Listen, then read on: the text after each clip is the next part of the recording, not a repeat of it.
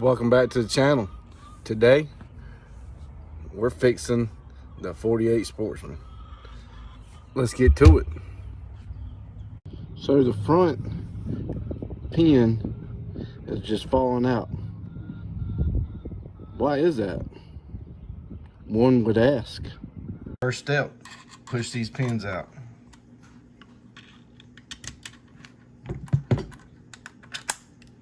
Next step, pull the trigger assembly out. Right here on the front is missing a $2 part. Put the spring on, push it over. Ta-da! Put the trigger assembly back in. Push the pins back in. It won't fall out no more. There is a difference between the front and the rear. Also buy an extra pin. A $2 part.